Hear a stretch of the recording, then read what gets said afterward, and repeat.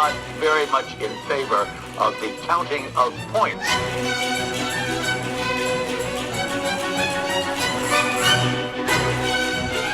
Does it work for you? No.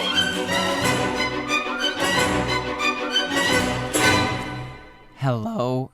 Oh my God. Sorry, everybody. I almost lost my voice. We're going to keep that in. Hello and welcome, everyone, back to the run through. Oh my God, I can't believe that's how this episode is starting. It does make sense, though.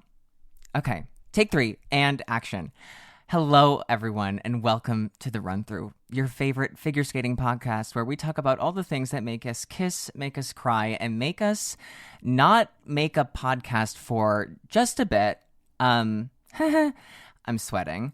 My name is Adam Rippon. Oh my God, thank you. Thank you. Yes, it is. Thank you. Oh my God, sit down. Okay, enough. Thank you. Fade out. All right. And you might notice there's no birds chirping behind me. And by that, I mean established women of the podcast. Where are they? That's a great question. First, I'm going to just let me lay any worries to rest. Everything is fine. We do have our reasons for being on a bit of a sabbatical. And we want everyone to know, and I'm taking the initiative to say this, because someone has to. And I am on my third time of trying to open the podcast. As you heard, I did lose my voice a minute ago. It is back. But what I'm trying to say is this. We have not forgotten you. We miss you very deeply. We actually have missed doing this podcast so much. And we've wanted to record so many times, but, we are working out some professional logistics just so that we can make sure that we can move forward and we can record and we can continue having such a great time putting this podcast together. So I, on behalf of Sarah and Ashley, just want to say that thank you guys for being patient with us, and we have missed you a lot. And so I volunteered to do a quick, short little solo episode. Just to let you guys know, this is like sort of a pre-Skate America treat that I'm doing this solo episode because I want to say I've missed you. We've missed doing this. We've missed so much of the skating Senior B season. Kaori Sakamoto has blonde hair. That was kind of my biggest takeaway, to be totally honest. She has blonde hair. And as somebody who has dyed their hair blonde, I think it's daring. I will say that she did do it better than me, but that is because she has world champion money. And so that does make sense. Let me just kind of check with that. And yes, that's correct. She has multiple world champion money. So she did get a better set of blonde hair than I did when I did do it. But yes, so many things in the off season that we've missed, so many times, like I said, that we've wanted to record the podcast together. And we have just been trying to work some things out. And we're in the process of doing that. But we all decided that Grand Prix season is starting and we're going to get together whatever we can get together. And we are going to be there because there is absolutely, and I want you to turn the volume up, sit down, and I want you to really understand the tone of my voice when I say this. We would absolutely never in a million years miss the Grand Prix season, especially when it takes place at the Credit Union of Texas Event Center in Allen, Texas, the United States of America. And I've always said that.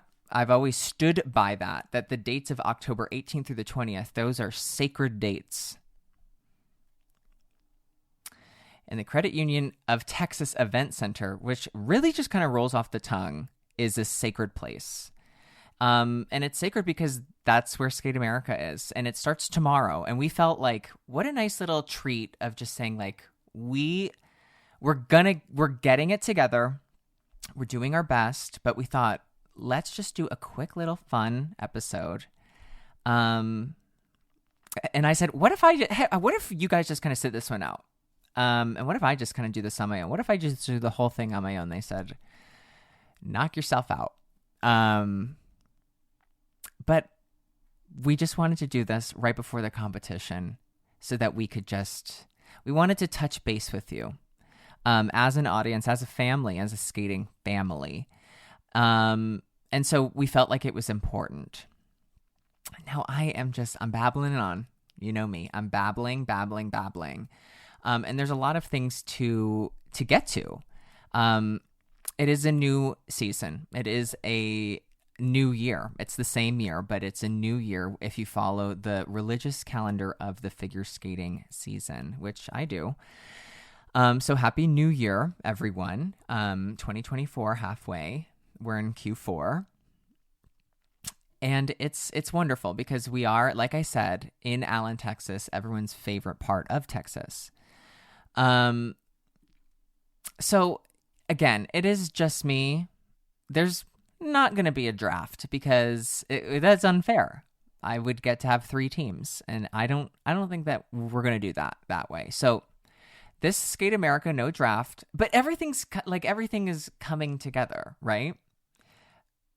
I also want you to know that when you're listening to this, you are listening to basically these are the inner thoughts of a madman.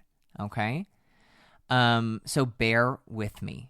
Usually when I am talking into a microphone, there are guardrails, and those guardrails, I call those guardrails, one on one side is called Ashley Wagner, one on the other side is not Olympic champion Sarah Hughes. And those guardrails really keep me on track. Oh, let's get rid of them. Buckle up because you're in for a wild ride. It's going to be bumpy. It's going to be very bumpy. But you know what won't be bumpy? I think some of these skates, some of them might be. They probably will be, some of them. So let's just start quickly with the men. What do I think? I'm looking over the start order right now. One, I can't wait. The skating season is back on. I cannot wait to watch a skating competition. This is truly incredible. I look at the men. I'm really excited to see Kevin Amos. I am excited to see what he puts together this season. I know last season kind of ended in a way that we did not want to see. I hope he's in a better place. I'm excited to see what he puts out here. My husband's favorite skater, Kau Mora, he is here. And, if there's one thing about Kau Mora, he's going to give you 150% whether you want it or not. And I want it.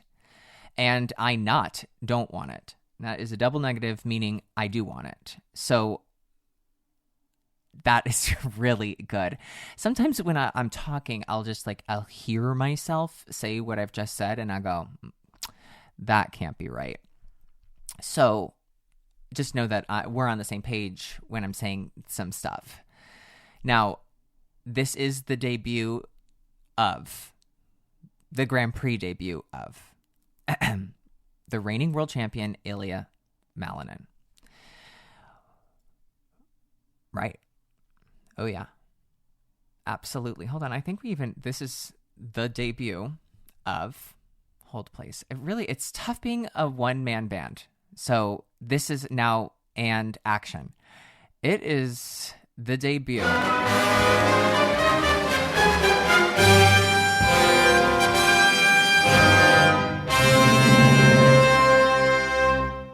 of reigning world champion Ilya Malinin.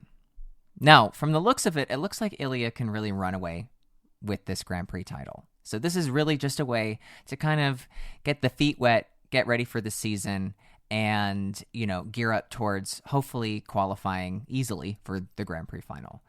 I can't wait to see Max Naumov. I'm really excited to see Lucas Brosseau.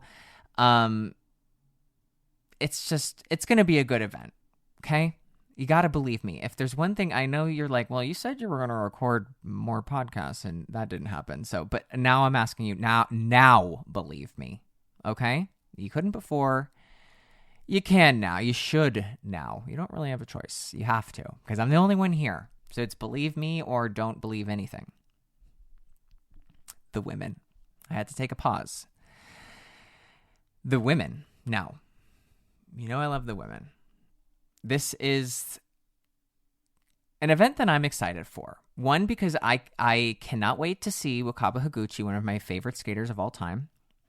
I really can't wait to see Yuna Aoki, who is, this is unconfirmed and a rumor that I did start here on the podcast, on this podcast, the Run Through Your Favorite Figure Skating podcast, where we talk about all the things that make you kiss and make you cry.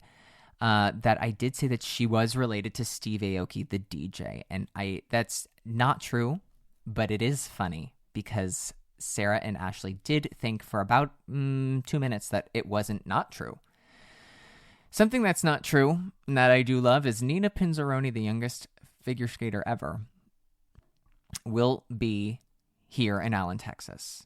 Now, I'm really excited to see how Nina does because this is sort of like, you know, that first fearless season on the Senior Grand Prix series out of the way. I think now we're kind of expecting something from her. I want to see what she does in this next year. You know, there's more pressure that she's, I'm sure, putting on herself to get better results. She qualified for the Grand Prix final last year. So I'm really curious and I'm really interested to see how she fares this season. Isabeau Levito. That's right. American Isabeau Levito. She will be gracing the town of Allen, the village of Allen, Texas, in her Grand Prix debut as a reigning world medalist.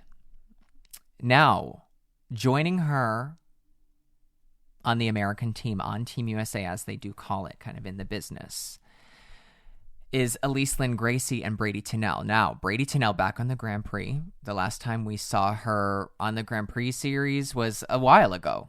She competed and she did pretty well at this competition in Shanghai, which I cannot remember the name of. It's fine. Let's just call it the Shanghai Open.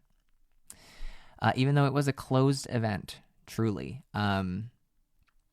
So she skated strong, nice, you know, just getting some competitive feet back under her. So it's going to be really nice to see like what she can do. What is she going to do when she's back on like a major international circuit?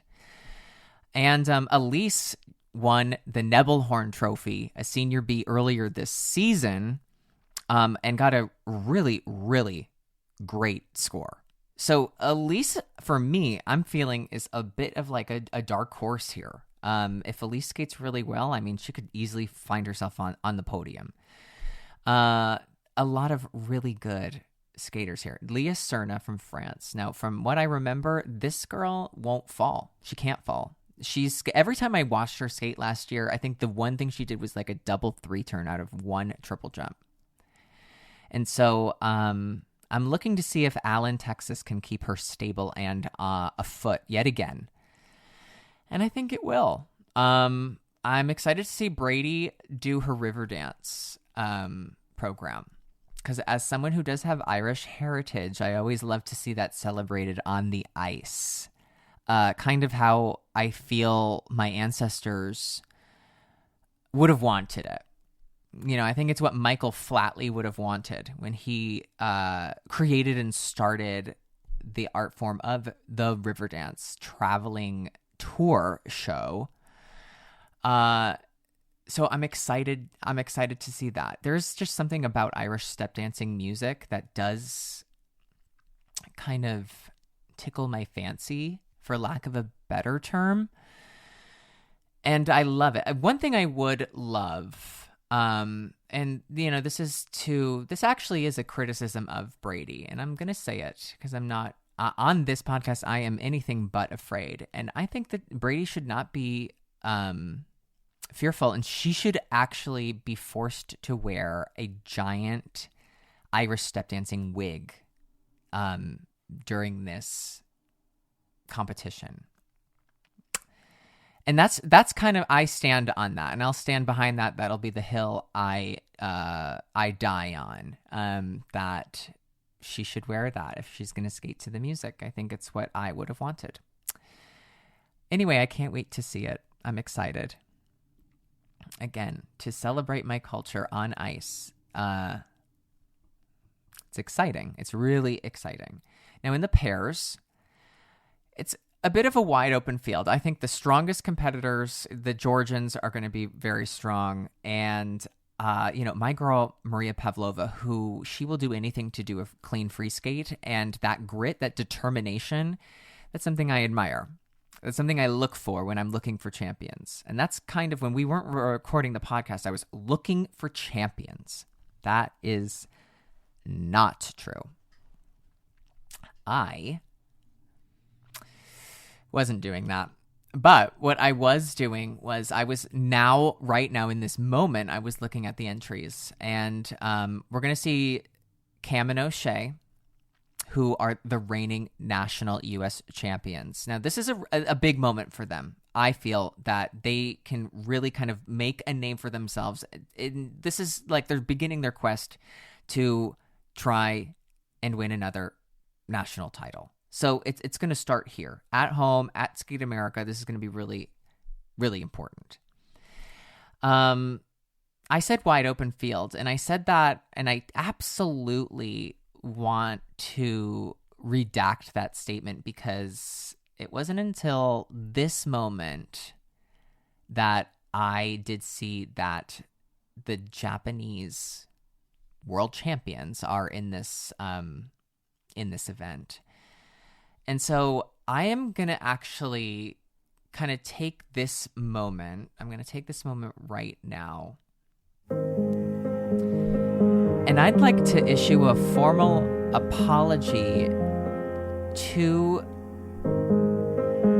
Riku and Ryuichi. And I hope that you can find it in your heart to forgive me that I didn't see on this short list of only 8 pair teams that you were on it at first glance. And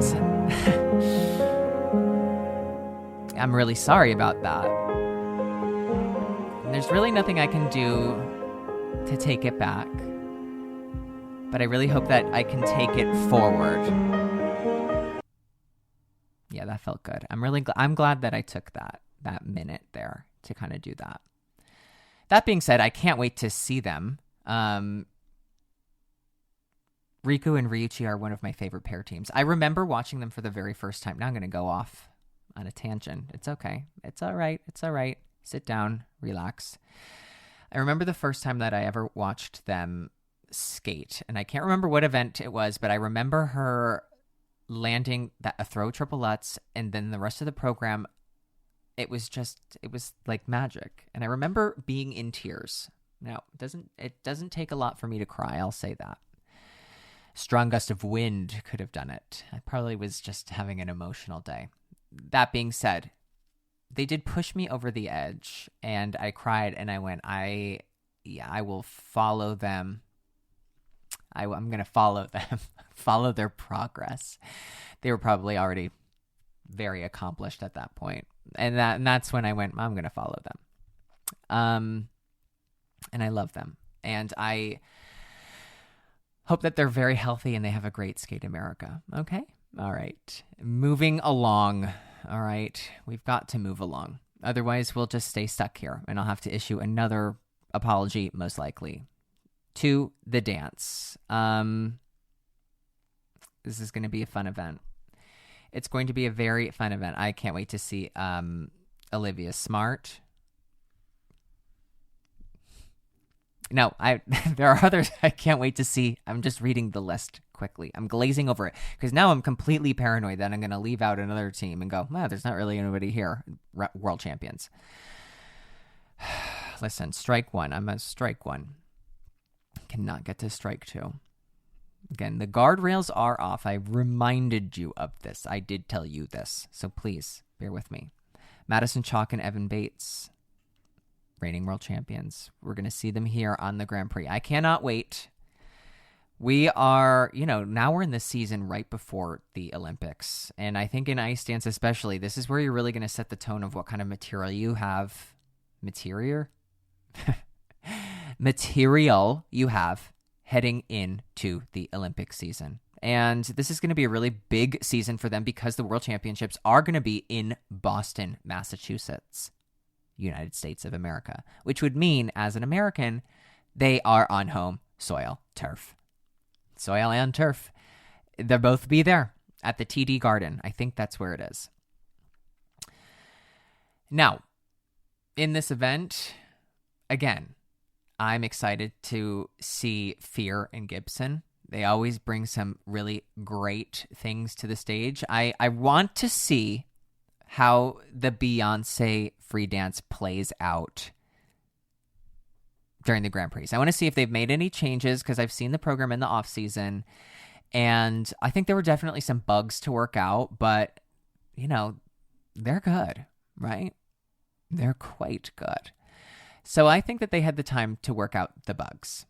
All right. And I'm going to stand by that. They had the time to work out the bugs, and I can't wait. Diana Davis and Gleb Smolkin will be there, and that's going to be interesting. Very interesting. I just want you to know that there are pauses after I'm saying something because I'm not because I'm reading as I'm going. Because now I'm telling you, like I had in the back of my mind who was at these events, and I had the entries up, and well, then I slipped up, right? Something that we won't see from the skaters at Skate America. They won't slip up. They're going to do their job at the Credit Union of Texas Event Center.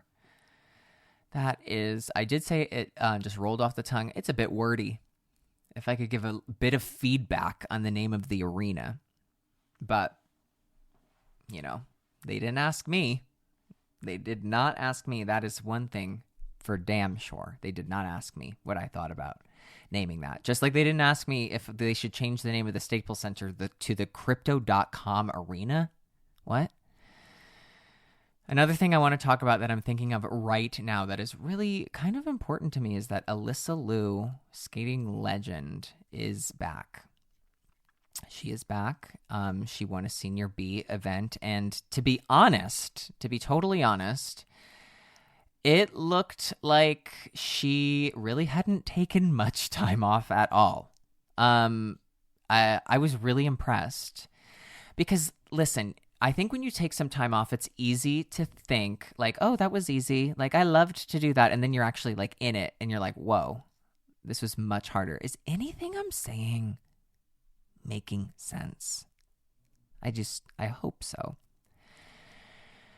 But when I watched her skate, I was really impressed. For me, the highlight of her whole experience in Hungary was that short program. I thought it was really beautiful. And if I had to pick my favorite moment, now listen, if you haven't seen it, I'm sure you can find it somewhere. She does her double axel. She does a beautiful double axel, and she does this lovely, I kept thinking about it, all the time. I cannot get it out of my head. But she does this lovely transition out of the double axel. It's very pretty. But I do have to say that I think that she has got nerves of steel, dude. Like she is a fighter. And so it is going to be really, really interesting this season now that she's back in the mix, now that we have Brady Tennell back in the mix. It's like a really unclear who your front runner is, I cannot obviously forget about Amber Glenn and her Senior B this year, where she skated this incredible short program with the triple axel. I mean, if she's going to have the triple axel in the short program and in the free skate, that is going to be something that really is going to set her apart. And if she can, begin to gain some consistency and some confidence throughout the season, I think that's going to be the most important thing for her. I think that she will be your front runner, but it's anybody's game right now at this point. It truly is. And the other thing about Alyssa is I want to say this, and I hope that the Guinness Book of World Records is listening, and I know they've listened to Alyssa Liu before because she is the youngest woman to win the U.S. national championships. And so Guinness was, they knock on the door. They went, Alyssa, here's your plaque. I don't actually know what they give you when you go into the Guinness Book of World Records, or the Book of World Records, which is what I was going to say until I corrected myself. So they have talked to her before. And I think that they should talk to her again because I do believe that she is the first skater to win an international competition with tooth gems. Now I'm going to pause, and I'm not reading anything. I'm pausing for dramatic effect, okay? All right, I want you to take that in. Tooth gems, okay? You might be thinking, what the hell are those? What the hell are you talking about, Ripon? Well, a tooth gem is like a gem that goes on your tooth. It's as simple as that. Yeah, I mean, I don't really know how to kind of paint a better picture for you.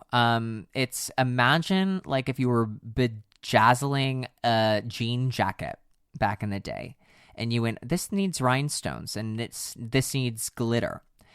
Now imagine somebody smiled in the mirror and they said, this needs rhinestones, this needs glitter.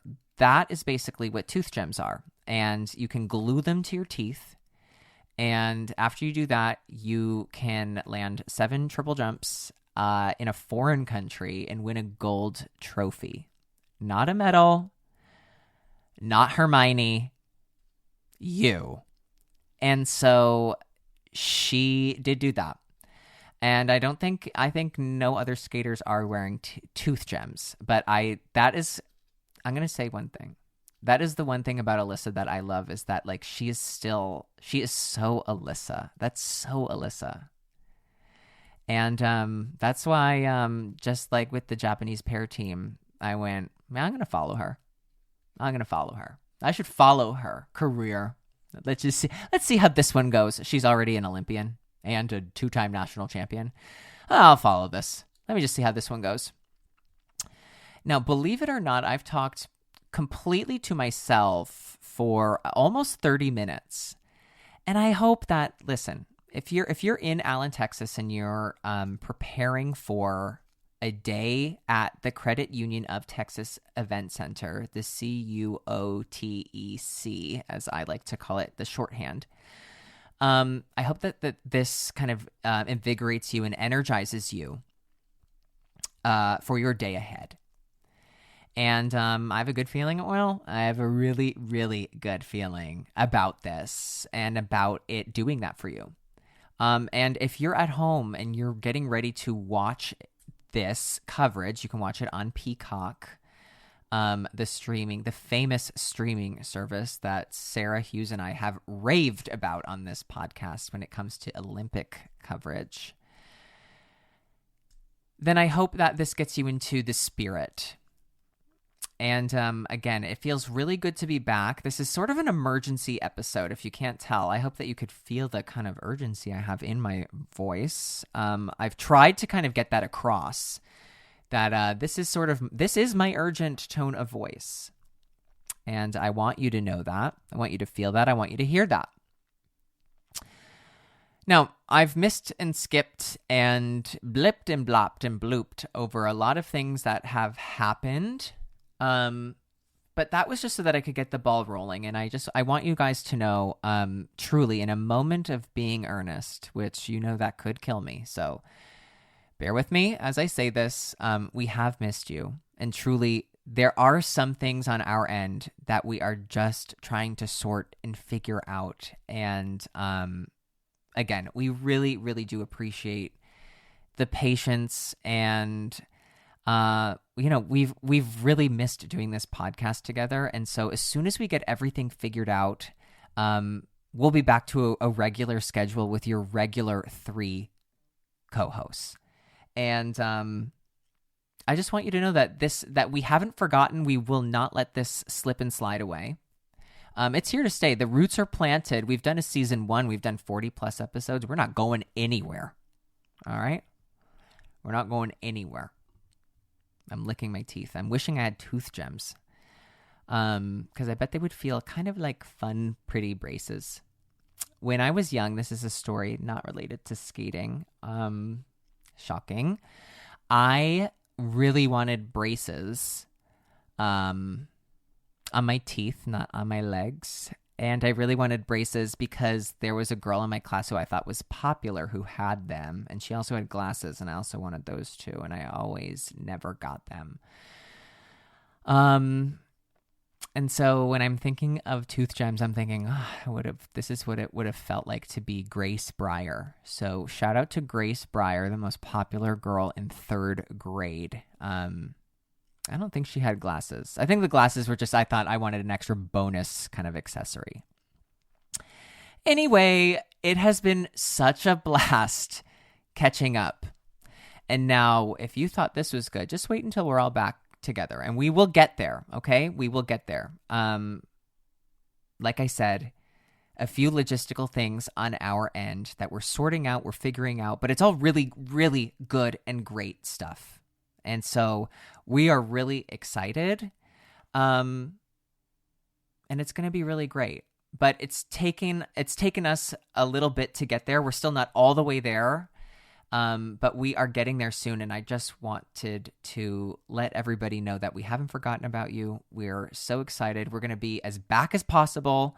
But listen, it's the Grand Prix of figure skating season and series, and there's no way we would have missed this. And that's why we felt like it was super important that we just put out a quick episode right before to let you know that, hey, get ready.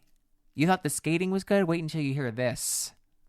And it's me talking to myself for 32 minutes and 12 seconds. Yeah. Oh, yeah. It's going to be a good one. And on that note, everyone, have a great Skate America. We will be back next week. We're going to give you our real honest impressions of the Grand Prix. And I have a good feeling I won't be alone this time. All right. From me, from Ashley Wagner, and from Sarah Hughes, thank you guys so much. We love you. We've missed you. And enjoy your Grand Prix of figure skating competition in Allen, Texas, this Skate America 2024. And we'll see you next week. Bye, everybody.